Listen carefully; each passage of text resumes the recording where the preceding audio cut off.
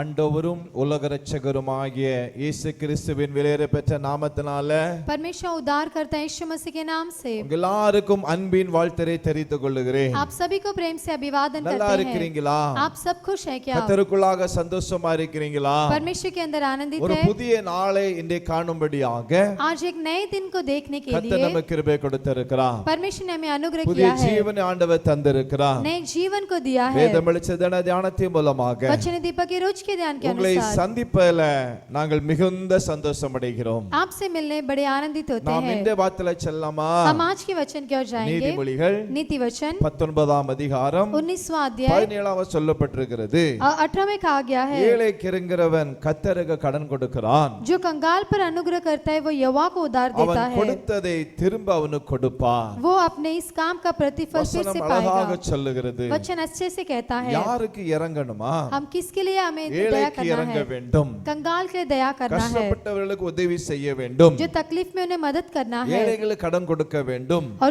जो गरीब है उनको मदद करना என்பதை है. ஆண்டவர் சொல்லுகிறார். ऐसे परमेश्वर कहता ஏழைக்கு है, யாரெல்லாம் இறங்குறார்களோ जो कंगाल पर अनुग्रह करता கர்த்தருக்கு है கடன் கொடுக்கிறான். वो यहोवा को उधार அவன் देता है. கொடுத்ததை वो जो देता है திரும்ப அவனுக்கு கொடுப்பான். उसका प्रतिफल उसे அந்த देगा. கிருபை ஆண்டவர்ட்ட கேளுங்க. परमेश्वर से मांगिए, ஆண்டவரே परमेश्वर ஏழைகளை பராமரிக்க கிருபைகளை தாங்க. कंगालों की मदद करने मुझे मदद ஏழைகளை कीजिए. கொடுக்க என்ன கிருபைகளை தாங்க. कंगालों को देने के लिए मुझे मदद நீங்க कीजिए. ஏழைகளுக்கு எதை செய்தீர்களோ आपने कंगालों को जो भी किया இயேசு है, சொன்னாரு यीशु ने அது कहा எனக்கே நீங்க செய்தீங்க. वो मेरे लिए ही करते हैं. அதனால ஏழைக்கு இறங்குங்க. इसलिए कंगालों पर अनुग्रह कीजिए. கஷ்டப்பட்டவர்களுக்கு முடிந்தளவு உதவி செய்யுங்க. जो कष्ट में उन्हें जितने हो सके मदद இந்த कीजिए. சபையில ஒரு சில வாலிப பிள்ளைகள் உண்டு. हमारे कलिसिया में कुछ जवान बच्चे हैं கஷ்டப்பட்டவர்கள் உதவி செய்வதற்கு கை நீட்டுவார்கள். जो कष्ट में उन्हें मदद करने के लिए हाथ बढ़ाते அவர் हैं. உதவி செய்வதற்கு முன் வருவார்கள்.